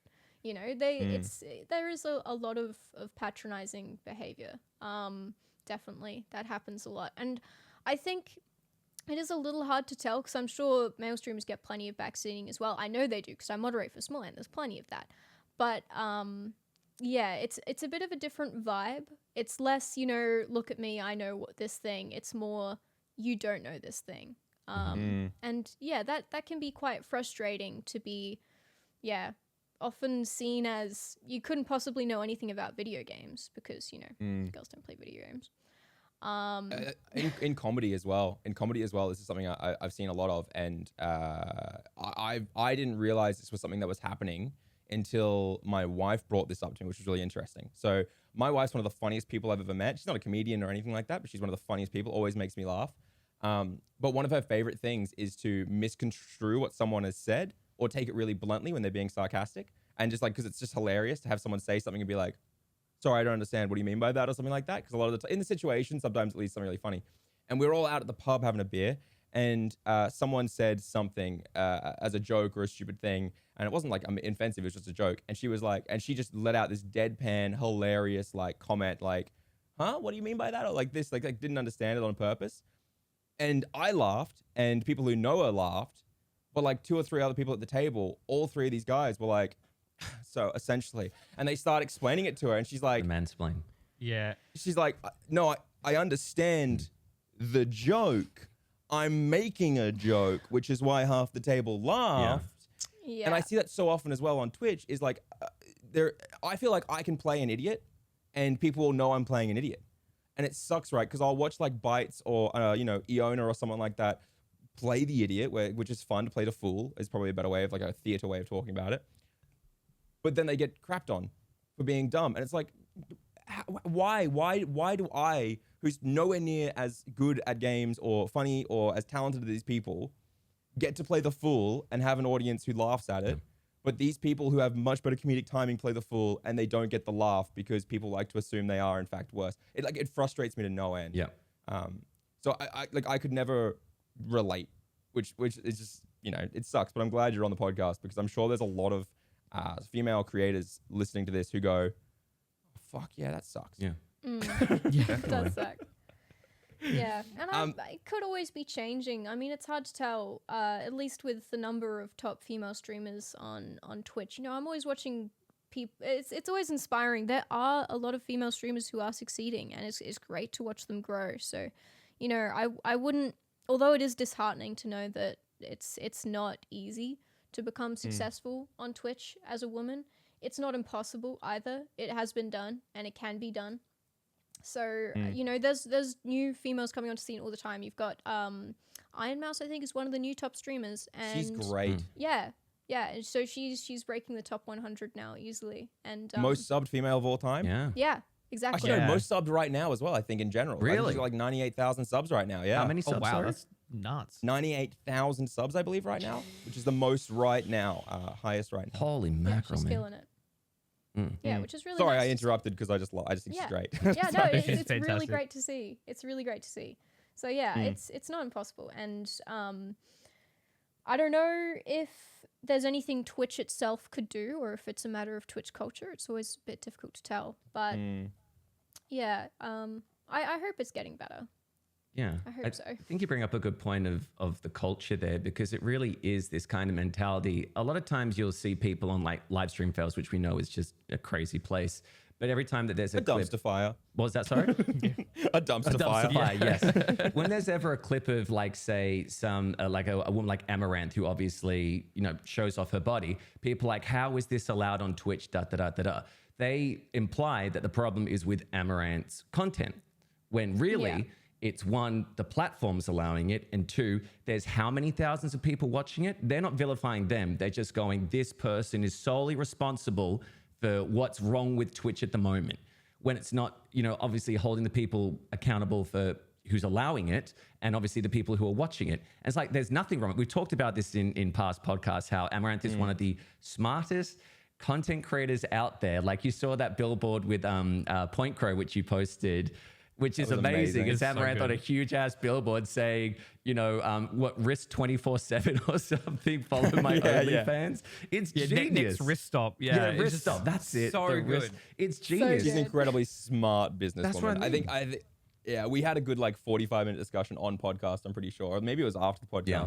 about how much we actually respect Amaranth's hustle and everything she does. And there's obviously conversation about what should and shouldn't be on the platform. I know there's a lot of female creators out there who have opinions about what should and shouldn't. I think it's a very big conversation. I don't know if you guys want to talk about it. But one thing I will say about the, I was going to say about the people on this platform as well is, you're right. People go after Amaranth after they see her clip, right? But in the exact same place, if you go to like the comment section of like Trainwreck winning $800,000 while gambling on slots live on stream, they'll be like, "Fuck, that's cool, man. Oh, that's cool, man." Or, "Oh, he's gonna do a giveaway to everyone in his chat. He's gonna give them away money now." And it's like, what the hell? Like, why are you celebrating this concept of pushing gambling? He made millions of affiliate links for a while there. Probably still is, because it's anytime the affiliate had clicked over loses money they earn. And it's like, there's so much stuff, and they'll just celebrate that. And it's like, okay, so my question is to you then. If Amaranth was fully clothed, sat down, playing slots 24/7 like Trainwreck was, had the sponsorships, pushed it all, did everything the exact same, would the people on LSF and everywhere else, not just LSF, would they have the same hate that they have towards Ammo anyway? And I think they would. I think they would just they would hate on her anyway. For sure. Which sucks. Just anyway. Yeah. Yeah, and I mean, Absolute. you've got the double whammy with Amaranth and the hot tub meta and the ASMR meta and everything, in that it's not only a female streamer, but it's also a female issue of control over body and all those sorts of things, which people have they for some reason feel they have to have an opinion on. As in, like, they have to decide, this isn't okay. You're not allowed to sell your body, even though that's completely up to Amaranth and what she wants to do with her body. So it's sort of a double whammy for people deciding that they have to, take a stand against it or something. Whereas, for the more recent meta, you've got people watching TV on stream, which again is something that Twitch, from an advertiser's point of view, Twitch doing Amaranth's thing was not good. And from an advertiser's point of view, Twitch showing copyrighted material, people just watching TV, is also not a good thing. So it's sort of a similar issue where people are doing things that they maybe shouldn't be doing to be advertiser friendly on Twitch. And yet people aren't dunking on the people watching TV on stream. They're not getting mad at the streamers. They're getting mad at Twitch for allowing it to happen. And they're getting mad at the copyright holders for getting mad at it happening for some reason. So I will say, I did see on Twitter that the response to Disguised Toast watching Death Note was very different to the response to people saying that Pokimane deserved to be banned. And that obviously it's anecdotal from what I've seen, but at the same time, I know there's a lot of people spoken out against Toast, but I'll tell you what, there are a lot of people defending him. I didn't see a whole lot of people defending Poki when she got banned. Yeah. And I don't know if it's a gender thing. I said it's anecdotal, but every time that there's two creators doing the exact same thing, I always do feel like the female creators get dunked on so much harder than anyone else. Without a doubt. I mean, most of the people that commentate like change their narrative, change their discourse, because as we talked about, a lot of viewers, I would say on Twitch, are probably teenage boys. I would say is the highest demographic out there. Obviously, they come home from school, they want to watch something.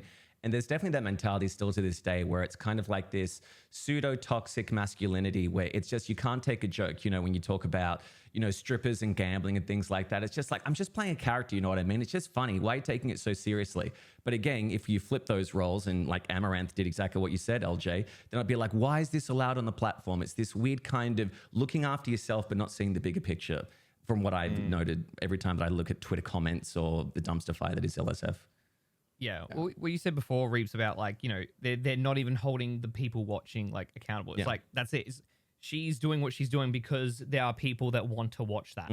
If overnight all those people decided, you know what, I'm not really going to watch her anymore, like I don't want to watch that kind of content, then she would probably switch. She would probably do something else. As long as there's people watching, then she will do it.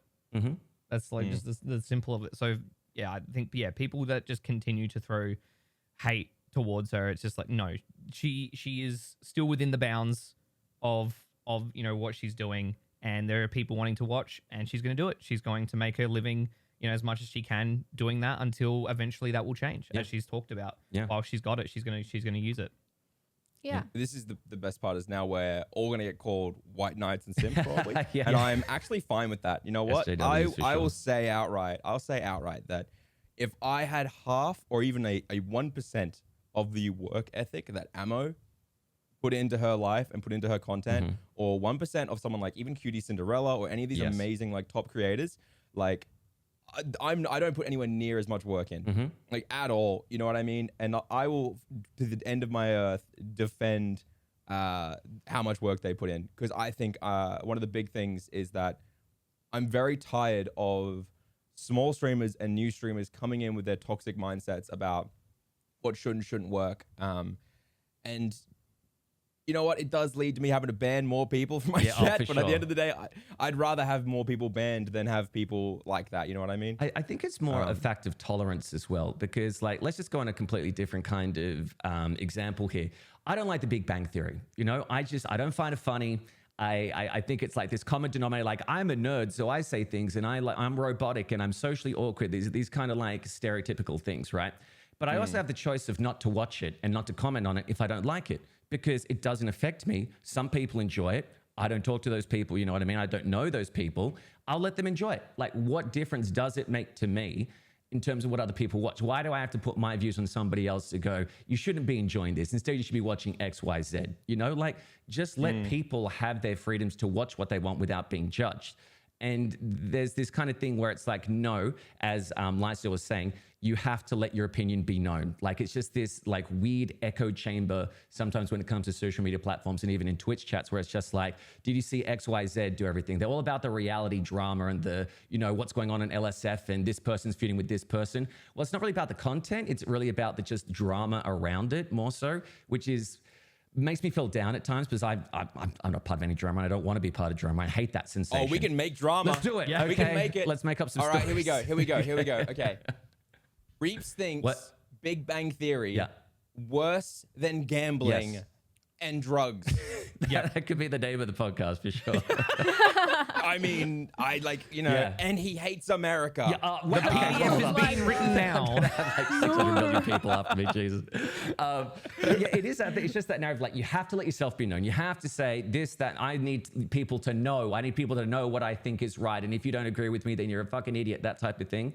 But yeah, I just think it's interesting that it's like, just tolerate. Like, if people want to watch Amaranth, let them watch Amaranth. You don't have to. Nobody's forcing you to do it. Just let them do what they want to do. That's my point in general. Yeah. I think 100%. Should we skedaddle on, unless there's any final points on that area. I want to make sure we do it all, but also I know we don't want to keep everyone too long. But I'd love to do current plans. That is seriously, the cat's taking my attention, man. I'm so sorry. This is the best content. No, this is way better. Full screen this. It's going to be full screen. Don't even worry about it.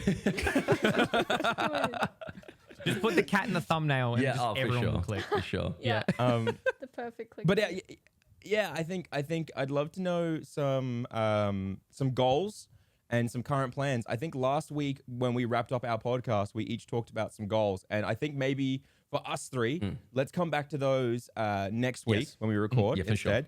sure. And let's talk to you, Lycel, about what goals or current. Oh my god, no! What are you doing? Don't tell me my monitor. She's objectifying her body. Don't watch this. Yeah. Okay, yeah, just sit there. Sure, thanks, bud. Perfect. That is amazing. If you're not watching the VOD of this, you got to watch the VOD. Yeah, Oh, that is full screen the for best sure. place to sit. The cat, Dilly's like, I'm sitting here. You can't force me to sit anywhere else. now. Oh goodness gracious. But yeah, no, I think the. Oh no! God damn it. This cat is everything. Okay. Okay, All sorry right. about that. No. No, you're all good. All this is staying in, Yeah, by it the is. way. I'm not Yeah, cutting this out. Okay, great, Yeah. great. Yes. So your current goals. What are your goals current for? goals. Yeah.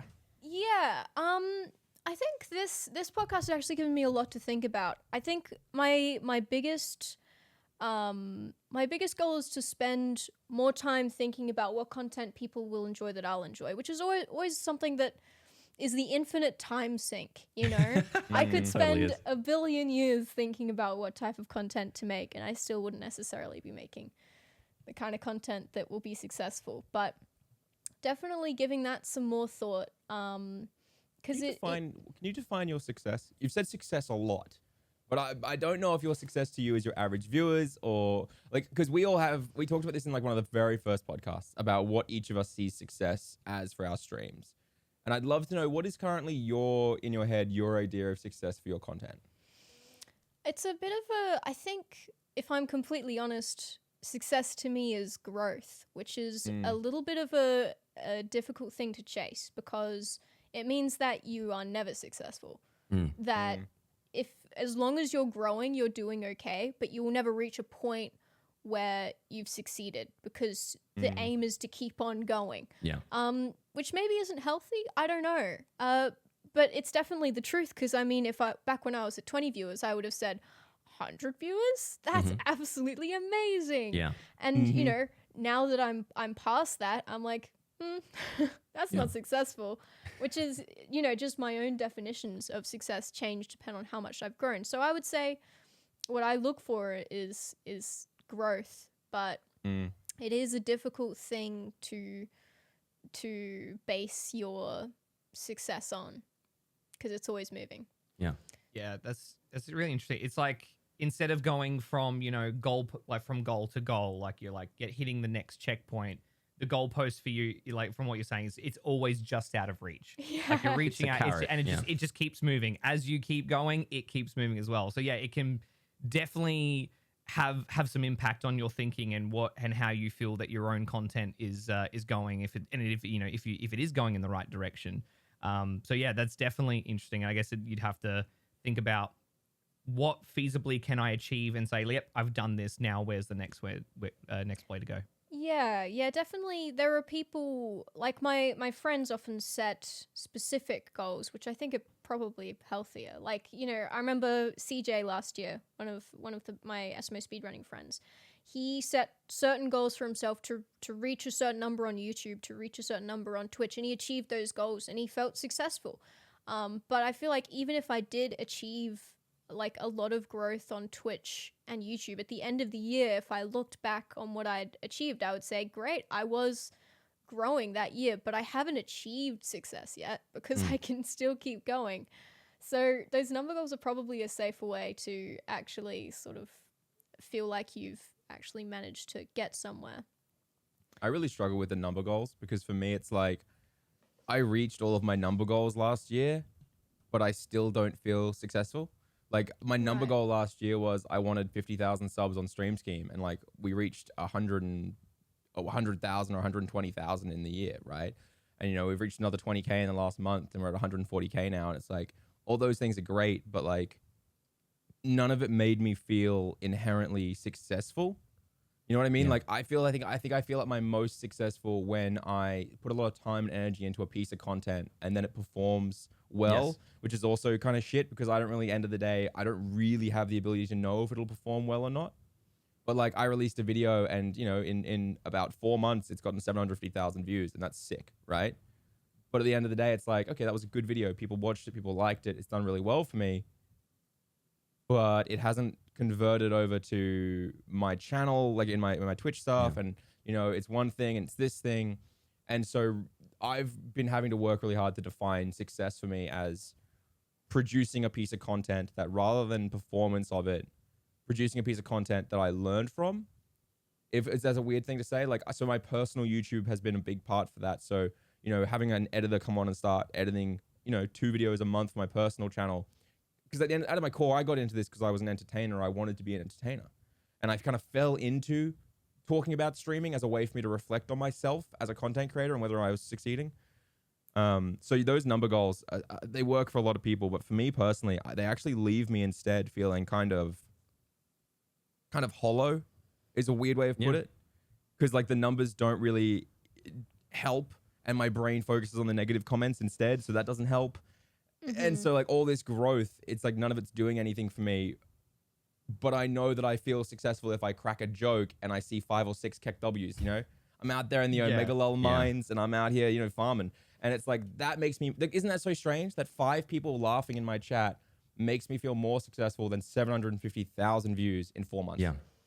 Yeah. Like, that shouldn't be a thing, but that's like how my brain works. Like, It's like you have this arbitrary sort of like this like arbitrary word of success, just like general, like non-specific, and then there's in your mind you're gonna be your own self-critic, and you're like, I'm never gonna get that. But I guess it's a matter of changing, which is hard, right? Changing how you think and how you perceive yourself and everything that you do, and instead taking that successful word but then slapping it onto very specific things, like I want this piece, like, oh yeah, this idea that I had, that was it did better than I thought. That specific thing is a success, rather than just like, I am just in general successful now. So I think that's like the biggest thing, is just kind of you really sort of going specific into what you're doing, and that and kind of judging it on its own, rather than just going in general, like, yeah, I've got 100,000 subs now. I kind of, I still feel empty. But it's like, has the content you've been producing actually getting better? Like the stuff that you can feasibly judge and feel good about. I can tell you exactly what it is. It's a disconnect. When you have, like, you make a joke and you get that immediate feedback from the chat or people in the audience or whatever, that's an immediate response to you. The fact that you've got dopamine flows exactly in. like, it's like, yes, you reacted to that. That's awesome. But when you see a number on a screen for a video that says 750,000 views, you weren't there watching them, you know, watch the video. You weren't there to get it's just like, it's an instant gratification of like, that's a number. I don't know how it got there. That's great. But you feel like kind of removed from the situation because you clicked on that, you made that video, you know, 4 months ago, you pressed upload. That's the end of transaction. Well, when it's like live interaction on Twitch, when you're doing things and you get a feedback and there's that kind of buzz, you know, the chat's popping off and everything, that's immediate validation. So I think it's about like creating creative experiences for yourself that kind of feeds like, yes, I'm doing this. This isn't just me behind a camera talking to no one, uploading it into the void and hoping that it pops off, because it just doesn't seem real. It just seems like it's just a number on a screen. It's just digital text. But again, when you get that immediate validation, like when you're performing live, it's like this rush, man. It's like this bug that gets in you. You're like, I need more of this. I need to do more. Yeah. That's I think why like a lot of people kind of enjoy the idea of a live format rather than kind of making a recorded video. You get that instant feedback. Yeah. And it's like you feel good about yourself. Like, oh, maybe I am funny. My mom said LOL in the chat. Sorry, I interrupted your goal setting to ask you about your determination of success, and we got a little sidetracked there. But I would still love to hear your goals. You said growth mainly was that, but yeah, it's funny. Now that you mentioned sort of, how you define growth, I was thinking a lot of people who get into Twitch, you said you got into Twitch to be an entertainer, right? Because that's sort of like what you enjoy doing. And I think that's a lot of my trouble with setting goals for myself, is because I don't want, I did Twitch sort of as a fun hobby in the middle of studying to get my degree. So the end goal, when I look at my goals, my goal is become a scientist. My goal isn't become a Twitch streamer. So in the middle, if I'm like, my goal isn't to become a Twitch stream in a way. So it's harder for me to set goals that I feel like, a lot of people's goals is be able to do this and support myself, be able to do this to a point where it's a part-time or a full-time job. And although, I mean, that would be great, I can't commit all of my time to it because I'm also doing other things. Yeah. So it's quite difficult to figure out what my ultimate goal is in Twitch streaming when I have a bit of a dissonance about whether I want it to be the thing that I'm aiming for in the first place, So that complicates things a little bit. It's like your priority will always be your study, because that is what you've dedicated your time in life to do. Yeah. Exactly, because that's the end goal is is doing that, which is tricky because I put a lot of self-worth into how well I do on Twitch, and then I don't put the time into it because I'm busy putting my time into becoming a scientist, and then the Twitch stream doesn't perform so well, and then I feel sad. So and what you were saying about the having people laugh at you feels better than getting 750,000 views.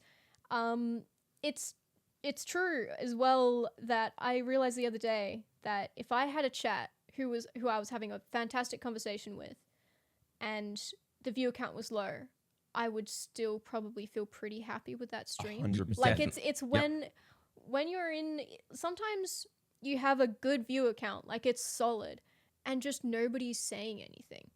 And that is the worst feeling in the world. Yeah. It's like, okay, I'm just here out on my own talking to myself. It's definitely, I think it's a human brain thing to want that interaction. If a person isn't telling me that I'm doing an entertaining job, I don't care Your what that mum's in the number corner. says. You're doing great, sweet. Yeah. I need Pops into support. frame. Yes, she loves it. Yeah. No, legitimately, like 100%. Like this is so embarrassing because I'm supposed to be the guy that's like, turn off your view count, do all this stuff when you're starting out, right? Because by the way, to clarify, because a lot of people who listen to this are from your guys' communities as well. A lot of people love to say things like, oh, why are you doing coaching? You fail all the time. And it's purely like, all of my videos are purely inspired by when I fail, when I learn why I failed, and then I make a piece of content about that. Smant commented on one of my videos, and it was like, it was one of my most anxiety-inducing moments to see a notification pop up saying X YouTuber has commented, right? Because one of my biggest fears is for a large content creator to see my content and then comment on it saying, why are you trying to help people or teach people? You've only got 120 viewers. Like, you know what I mean? Like, I'm terrified of that, right? Especially someone like Smant, who I reference a lot as a good example for how to do certain things on as a content creator. But he was very lovely, by the way. He wrote his score of what he got, because the video is like, score yourself out of 32. And he was very, very, very lovely. Posted his score, which, by the way, was under 20. So, Smant, you failed. He's listening to this right now. He's Like But that anyway, guy. yeah. But no, so he was very, very lovely on it, and it was good to see. But like, where I was trying to go with this is that for the last few months with my dips, I've been changing content. I've been trying to find who I am. I've been really figuring out what's going on with my content and how I can start making more YouTube stuff that will last forever to give me better, to make me feel more successful at the end of the year when I look back and go, I made 60 videos today on my YouTube channel. Who cares? I did great. But I have seen dips while I've been experimenting. And because of that, I've been intensely analyzing every little stream. Like, okay, doing an Aussie slang segment, I lost 30 average viewers in the space of 20 minutes. Fuck. You know what I mean? Like, I'm freaking out now. But then I had a massive raid, or 5 raids, because I'm in a stream team. And for some reason, they just all decided, because I was the only one online, 5 different streamers across the space of 4 hours raided me. All of them had 110 average viewers. Ooh. And I had a stream where I had like 220 average, right? Because everyone knows raids kind of trickle down quite heavily, and you don't end up with a lot of stuff. No, I had way less unique chatters that stream, which is like, I had a stream the night before that I thought was terrible. I got 90 average viewers. I considered myself a failure. I hated it, blah, blah, blah, blah, blah. I looked back at all that stuff. Next stream, as I said, 190 average viewers. And I felt super, super, cool. This is great. I got lots of average viewers. And slowly, as I kept going on in the stream, I realized how quiet it was, all these different issues. I look back at the analytics. The 90 average viewer stream had more unique chatters, more chat messages per 5 minutes. It had more, I don't care about the monetization side of things, but it had more subs, more bits. It had more follows. Generally, the conversation was better. But I'm not complaining about the raids, but I'm just saying, like, I had double and a bit average viewership. And I had way less engagement. And I think it took me until that moment to really click again and wake myself back up after the last 3 months worth of testing and figuring things out, who I am, to go, yeah, it really doesn't matter, right? It doesn't matter if I'm at 200 or 100. What should matter is how much I'm enjoying myself. And because I have such a large external funnel of people coming in, if I'm not enjoying myself, they will bounce directly out of my stream. So if it's at 90 viewers, I have to put on just as good a show as if it's at 200 or whatever it is. And if people aren't chatting, I have to still put on a great show because that's how I'll get people chatting. And I felt like such a fool, but I also understand as a content creator, we all go through this exact thing. Another thing that made me realize it was, I don't know if you guys know a guy called Architect or Trey. He's a Breath of the Wild and Zelda speedrunner and stuff like that. I only recently discovered him as a daytime streamer that I like to watch. Fucking hilarious. Yeah. Like actually one of the funniest people I've been in his chat. And he averages around similar to me, unless he's doing like Breath of the Wild or Zelda, and then he's like double, he's like 180 or whatever it is. And I will sit there sometimes while I'm lurking and I'll see him just going, just so high energy, constant, pump, pump, pump. Everything's hilarious. It's awesome. And I'll look over and chat will be quite quiet. But it doesn't seem to get to him. Yep. At least he doesn't let it show. And it's so inspirational in a way. Like, I know this sounds so strange to say, but it's so inspirational in a way to see someone with so much like confidence, such an entertainer, push through even when chat's slow because people are enjoying it. Because it throws me. Yeah. Yeah. So I don't know. There's just some stuff that I've been thinking about a lot more lately, and I feel like this week in particular, I'm coming in with a better outlook or a more confident outlook in it. And I don't Fresh know. mindset. Do you guys feel similar things about that? Do you have issues with the same pushes through? And Yeah, it would be nice often when there's not a lot of people chatting.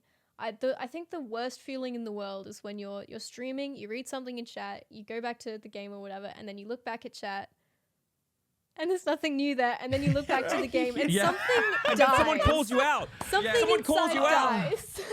It hurts. Whenever man. I do that, there's always one chatter who goes, "Yeah, nothing new's been written." That's awful. But it happens, right? And I remember I was watching a very old Ludwig video back when he had like 50 to 80 viewers or something like that. It was like an old one because I was watching it a month ago because I was super like interested in how he made content when he was small. I've been doing this a lot lately. Like I watched the Point Crow video where he did the whole I'm gonna beat Breath of the Wild without seeing it. And I looked at his average viewers up for that stream. He had 20 average viewers. And I constantly say to people like, you don't need high viewership to make amazing content. That video has 1 million views or something on it now. And he made that when he had 20 average viewers. But the funny thing about the old one, the Ludwig one, was you see in his chat, he looks over at it, reads something, ha ha ha, and then looks back over and does some more stuff, and then looks back over and there's nothing there. And he looks back over and the thing keeps going. And then he looks back over and someone goes, "Yeah, bro, no one's talking." That's so bad, dude. Oh, gosh. I was doing, I played Smo for the first time like a few weeks ago, Lycel. Like I just never finished it. So I played when it first came out and I just never did the thing. One thing I noticed when you play Smo is that a lot of people come into your chat expecting you to be a speedrunner. A speedrunner, I am not. But there was a moment where I had chat over here and I was like, I usually don't play, I'm variety, so I bump around from game to game. And this one I was going to do the whole thing. Like every stream was going to be me completing Super Mario Odyssey until, the final thing. It was like an experiment. It was an experiment for for me. This was you. Yeah. Correct. So I was looking over at the chat and it was just silent. And I was like, what the hell? Because it's been like 5 minutes. And I'm like, what? Are people even here? Like, because I don't have viewer count on, right? And I kept going and I looked back over. There was nothing there. And then I was like, what the hell is going on? For some reason, my Google Chrome was just not refreshing. So as soon as I quit out of Chrome and put it back on just out of nowhere, I was like, and they just thought I was ignoring them. And I was like, no, no, I thought you weren't talking to me. I was like, this is like really... Good save. You were just ignoring them though, right? Good save. Yeah, I mean, who talks to chat? Totally. It was because it was me. It was just me in chat. But it was this Send me weird feed thing of pics, like, Reapz. it affected me. And it really shouldn't affect me. Like, I don't put viewer count on, and I just like, I hope to be as energetic as I can be each time. But it does. It's this niggling feeling in the back of your head when no one's chat's like, am I doing something wrong that I shouldn't be pursuing this? Because yeah, you can power through, but if nobody's enjoying it, why am I doing it? Which is always my thought there. But they were enjoying it. It's just sometimes there are outside factors to it, which I found quite interesting as well, because even if they weren't chatting, knowing that they were still enjoying it because there was still like the same kind of viewer base there, it's very interesting because there are some games that are like silent, like because they just want to see you play the game and enjoy it, like Smo. I found my chat wasn't popping up as much as I play like an interactive game for obvious reasons, but there was still the exact same viewer count. And it was just like a completely different realm of like games do affect how people interact with the chat. So yeah. Yeah. It's interesting. Yeah. Yeah, I would love to know what the strategies are for people who have that sort of like super high energy, like Trey or like Barjo, for example. If they do see like the people who just have non-stop 100%, how is that kept up? Because I don't I think understand. Trey's a liar. I think Trey just lies, You right? lie. Because yesterday on stream, I'm not even joking, not like lies in the bad way, but he was on stream and he did something epic and nobody acknowledged it. And he kept looking over at chat like, someone should acknowledge this, right? Yeah. And he was like, guys, stop with the poggers. Calm down with all the poggers, everyone. I know I did amazing, but stop with the poggers. I can't read chat. And I was just there like, that's such a fucking great idea. Just That's pretend. a really Just good idea. pretend. Just pretend. Yeah. I think the secret is just like you're just low energy outside of stream, and then when you turn that camera on, it's like bang, like that dormant energy just comes out. Yeah. Because I do myself try to be as high energy as I can for like the entirety of the cast. So because I've had people in the past go, Nick, where do you get your energy from? I'm like, I don't know, just some weird black hole of energy. Like, I don't know, it just comes to me. I don't know. Yeah. As he Cocaine. stabs caffeine into his leg. Yeah, exactly that. I was going to do a feature, Lycel. Now, you don't have to be, you don't want to do this, but I'm basically going to ask you a series of rapid fire questions. And the first thing that pops to your mind, you answer with, right? I'm going to call it the Great Eight or the Divine Nine, however many questions there are. But they're very general. They're nothing bad to go by. But I'm just wondering if you are okay to do that. Sure, I'll give it a shot. Cool. So it's the first thing that pops. They're all algebra, by Yes. the way. Every single one is Yes. algebraic. A squared plus B squared equals C squared. Okay, good. So 7. correct, Eljay, correct. You said I wouldn't get anywhere, Mr. Yeah. Oh wait, cut that. That's his real You name. should have been a math teacher. He's like, what's his name? Cut that. Please cut that. Please cut That that. is going to be full screen on you. Okay, very good. It's his real name. So This is why we don't record live. yeah, we're never going to do a live show. It's going to be just a lot of awkward timing. Okay, so Lycel, first thing that pops into your mind, and you can put any intrinsic value you want to it. You ready? Okay. Okay. Viewers, followers, or subscribers? Followers. Who is your number one pick for a collab stream? CJ. PC Too or bad. console? Console? Would you rather stream in the AM or PM? AM. Tea or coffee? T. YouTube or Twitch? YouTube. Poggers or Kappa? Poggers. Lurk or chat? Chat. And if you had an autobiography, what would you call it? Jack of all trades, master of none. That's the Divine Nine. So congratulations, you're the first person to do it. So round of applause to you. Oh, Yeah, very well played. Thank amazing. you. Honestly, okay, Interesting I gotta ask, questions. Yeah? why followers?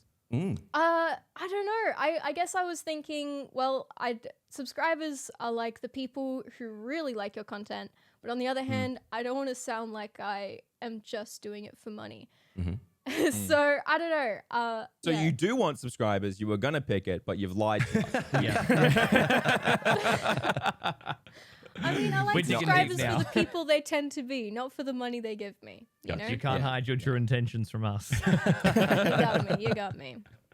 I was gonna I'm say Small Ant for collabs, but then I remembered the problem. Collabing with Small Ant is great, but the problem with collabing with Small Ant is my view count actually goes down because everybody wants to watch Small Ant. Gotcha. Yeah, that makes sense. And CJ is absolutely fantastic as well, but also like more of a similar size, so it happens less with CJ. Anyway, CJ's great. Yeah, love CJ 's CJ. I watched the CJ dating show, but that's a whole nother conversation. Was it a dating show? Yeah, it was a dating show. Well, no, it wasn't. It was a quiz. Sorry, it was a smoke quiz. It was a quiz. I keep thinking of dating show because there's so many. Why are there so many dating shows on Because it Twitch? gets the views, and- man. are a lot. Yeah. And then the reason why I thought it was a dating show because I remember I've got this screenshot from it that someone sent me. Like, dude, check it out. He's in a CJ's suit. doing a quiz, and he's in a Yeah. suit. And he looks so handsome that it looks like he's about to pull out a rose in The Bachelor. Bachelor edition. He does That'd be look great. great. Okay, I want to add to this, just final last question that I want to add to this quickly, is all of us here, just a yes or a no, what would you rather? To have 50 average viewers, but consistently have 10 active chatters, always? Or would you rather be at your current average viewer, but have a bit of a slower chat, maybe 2, 3, 4 chatters here and there, and sometimes it will be quiet around where your size is now with 100, 150? This is a tough one because this is my living at the moment. I know that viewership can play into sponsorships and things like that, but also I know that my whole channel is off interaction. So, I mean, if we're still at 100 viewers and there's still chat, and I'm at the moment thinking about evergreen content, I think I'd have to go with the 100 viewers. If I'm being Slower honest. content, but you're going to produce it for Well, the thing is, editing into like, the YouTube. chat doesn't play a huge deal into the video itself Yeah. in that regard. Yeah. So, Nick, you're not making evergreen videos right now. So is your opinion the same or? Well, I have started, so I've got some stuff Okay. in the pipeline that's being edited at the moment. So it's a really interesting question of what I would prefer, and it's I guess if it's like I'm in two minds. It's like having that active chat I think is amazing, and then it creates more of a vibe to when people do come in. They're more likely to want to get involved, and but. Yeah, I think my brain is going back and forth. I think the active chatters is definitely it's definitely helps a lot and helps you with your content depending on what you're making. But I think if you are wanting to, if your streams are always priority to make the evergreen content no matter what you're doing, like every stream, then obviously having that little bit of slower chat can definitely help. But if I had to. Why are you putting this on me, man? Do you want me to circle back around? Do you wish we get circle Lycel's back, thoughts? my Okay, okay. What would you rather? I think it's a bit of a sacrifice between higher viewer means higher in the directory, which can be pretty important. Whereas higher chatter generally means a better experience when you enter the stream. Like, I'm okay at spitballing, but for the most part, if there's not somebody there to start the conversation, it's pretty hard to keep it going when no new comments are coming in. Like, you can take a comment from chat and then run for it for 5 minutes, but then if it's 10 minutes before another good comment comes in, and then The 20 people minutes, talking starts. then yeah, you kind of lose a bit of what you even want to talk about at all. So I would say personally, I'd probably go for the more chatters, because I think overall I could get the viewers back. Hey, that's a good mentality.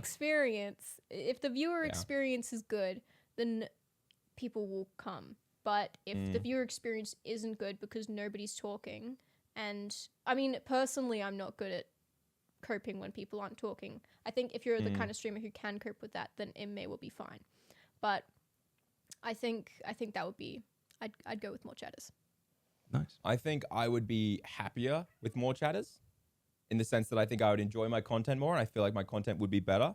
And I will throw out there, I also believe that if I had more chatters, I'd probably get more community members coming back or coming in. But at the same time, I think that I would also kind of see the average viewer after stream, and I would that would affect me, right? Like it wouldn't not, because of the whole I think it's called the hedonic treadmill, and that is the sense that when you reach a tier, you kind of talked about this earlier, when you reach a scale, if you fall back, you kind of feel like a failure, when the reality is you started at 0, you went to 100, now you're at 80, you're not a failure, you got 80 plus, but you did hit that 100, so oh well, that's where my baseline should be. And we talked about this so much, but I think personally, yeah, I would probably go for the 50 if I had 15 always active, because it's so much easier to make jokes when you bounce off things. And that's another reason why I loved Skyrim. And something I struggled with in Pokemon is that Pokemon Arceus, there's not a whole lot of freedom. Like you can do anything you want, but there's like 5 moves. Yeah. Roll, throw ball, throw item, throw Pokemon, battle. Yeah. That's it. You know what I mean? And so at a certain point, I was like, what do I do that is dumb and fun? So I think I'd like the chat, because I think that gives me a lot to talk to people about. Similar to how Skyrim was able to just be like an absolute shit show. After hearing all this, Nick, where do you land on? Pondering it all, I think I'm going to lean towards the more active chatters, because I think thinking to how I respond in streams, I'm just having way more fun when everyone's getting involved and having fun and chatting, and it just creates this wonderful environment. And then I think that just improves the content as a whole as well. So I think I'm gonna go with the more active chatters. I ran this poll on Stream Scheme, and we had like 6,000 replies. Oh, nice. And it was like 70% of the people wanted to have 100 viewers rather than chat. They said, in fact, it was a way more intense poll. I said, have no active chatters. Oh, there you go. With 100 viewers. Yeah. Or have 50 average viewers with an incredibly active chat. Or maybe it was even 25. I'll have to check the poll some other time. But I ran this poll, and people were always just like, I don't care if there are people there. I just want 100 average viewers. And I was like, wow, this is a lot of people voting who don't know what it's like. Yeah. That sounds like non-streamers voting. All the time. Which is weird, because they do stream and they talk to themselves all the time because they're small streamers. Yeah. But I guess in their head, they've got a success metric, which is, have the big viewer count. Sure. Yeah. Yeah. But how long can you hold that if you're not able to have a conversation, I guess? Yeah. Exactly. I mean, hitting that is not, getting to 100 isn't actually that, it doesn't feel as good if you're not feeling good about the content you're creating. So, Dead on. that's what matters. Dead on. Yeah, if no one's talking, it's just like a live YouTube video at that point. Where it's Yeah. True. That's worse editing. Yeah. It's interesting you brought it up as well, because I was in a big time streamers chat the other day, and I think people feel that if you hit like 1,000 viewers or something like that. Oh, sorry, I gotta watch the cat go out. Okay, very good. When you hit like 1,000 viewers or 2,000, it's like you've made it. But again, we talk about the shifting goalposts. I was really interested, but there was one point in the stream where this big time streamer looked over at their whatever they use, Stream Elements, Streamlabs, whatever, and they said, "Really, no followers in 30 minutes? Damn!" Like obviously it affected him, but played it off as a joke. But they had 2,000 people watching them and no new followers, and you could see that's wild. Yeah, you could see that it crazy. affected them, because again, it's kind of like I would have. This usually happens, that type of thing like that. So it just goes to show that no matter how big you get, there's always going to be times when you do that, as we talked about the treadmill, where it's just like you relate back to the previous dance, like, but I had X and now today I have Y. And there's always this weird kind of like, you feel bad more, I should say you feel worse after the stream because it didn't live up to the previous days or something like that. It's again, shifting goalposts. Yeah. Yeah. That's also, you go. I was going to say, like, I've had to reevaluate what a follower is to me. Yeah. Because I get so many followers who don't actually have the intent to watch, or they're not really my audience. And that's one of the issues I've talked about on this podcast a decent amount, is defining my audience and setting those boundaries and those places where we allow. And you mentioned it earlier, Lycel, about some people either have an audience that tears you down and it's a fun back and forth, but it's still being torn down, and the audience who lifts you up, right? And I feel like that is Twitch in a nutshell. You either have the roast or you have the super positive, right? And sometimes it can be a little bit in between, but you usually lean to one. Mm-hmm. And I've had to really determine what a follower is to me, because I can be live and get 40 followers, but the likelihood of those people coming back is very slim, because it's usually people who are following me because they found me from this stream advice content and they were checking me out. They may as well throw a follow because it's free, But the reality is they want to watch Jay Schlatt or Ludwig or one of these big streamers who inspired them. They don't want to watch this small streamer who's just there for the interaction. You know, and so I've had to redefine what a follower is because, like, for example, Reapz, I would get like, you know, 30 to 45 followers a stream, which I think in your terms without external funnels, you would say is like that's a big one, right? Yeah, definitely, for sure. But I think your followers are much more likely to return than mine. I think you have a better conversion rate. Well, so it's like, it's weird. again, I pay for follower bots, so they're always going to return. It's a monthly payment. They have to live up to the contract. Yeah. Yeah, of course. I don't know. It's just an interesting thing to look at. You make a very good point. And Lycel, you probably don't, but we're trying to get together this. I've got an idea because I'm an idiot. And I thought, what can we compare streamers with, right? And my thinking is noise complaints. So I'm wondering, with friends or family or even neighbors, I'm not sure how close you live out there to another person, how many just in the bush, just no one else. just this No, isolated genuinely. crop circle Genuinely. around It's is it all really trees. actually that empty? Yeah, Oh my god. really. Okay. Well, there you go. Have you ever take a long time to walk received to a a neighbor. noise complaint? And if so, how many? It can be from friends, family, you know, that type of thing. You can't. You can't. I mean, Yeah. honestly, not too often. I do live with my family, Mm-hmm. and they don't complain so much as afterwards they'll say, "That must have been a fun stream." That's the most passive aggressive. Yeah. So how many would you say all up? Because we're going to have a board and go, Lycel's received X amount. And then if we get another guest, X amount. So how many do Okay. you reckon? Ballpark Honestly, figure. probably like 3 or 4. I'll say 4. okay. Not a 4. lot. Okay, you are number 1 on the leaderboard right now for noise complaints. So well done. go. Yeah, just like your Smo world record, only one in the category. That's how we do it, baby. Yeah. You can't take that away from someone though, all right? No. They still win. They Yeah, still exactly, exactly. Yeah, God the damn first it, person God to damn it. ever hold a world record in this category as well. And nobody can ever take that. No. No. True. What I love Absolutely. about You you are is the world how record. you create those world records as well, because they're just so zany. Like, you know, the whole soup one in Smo and things. I'm like, this is genius. Like, this is such a great idea for a video. And also it's like a hook. So I reckon do more. Like, you're probably sick of them, Yeah? but I love watching them. I love you creating your was own fun. speed runs, because then if it catches on, again, you're the first person to get that world record. You know, people are going to be chasing you. Exactly. You gotta name it after yourself as well. Yeah. I did make a speed run once, and it got accepted to the leaderboard and everything. And yeah, then they deleted it because nobody played it. Oh, no. We'll play it. Give us it. We'll put it Yes, back on this the is what we board. should do. Okay, next time you invent one, you just have to ask everyone to run it and Yes. have like a bunch of times in it. Yeah, do a tournament. Like, Yes. yeah, exactly. Lycel We'll all do tournament. it. I would so be a part of that. Yes. We Absolutely. will all do Yes. it. It's got to be something like that's like super Accessible. meme lord Yeah. though, right? No, it's true accessible. Make Okay, it meme alright. lordy, Yeah, yeah, right? yeah. I don't care if I'm there for 12 hours, as long as it's something hilarious. Like you've got to do this entire section without a hat just for the sake of it, Yeah. and then we'll go over here. Totally. and do this. Yeah, just Yeah. make everybody do min caps. That's a great idea. Yeah. I'm out. I've seen a lot of meme caps. Say to read. Oh god. You feel like you're locked in now. Are there any final thoughts? Any final takeaways? Anything you guys want to add to content creators who are listening to this? You know, we're actually getting a really consistent and core audience. I think the last one went out yesterday, and we've already got like 178 views on it, which I know to a lot of people doesn't sound like much, but we've only got 7 episodes, and you know, Not we've only got including the audio 230 listens subs. as well, which I can check up after. True, So true. yeah.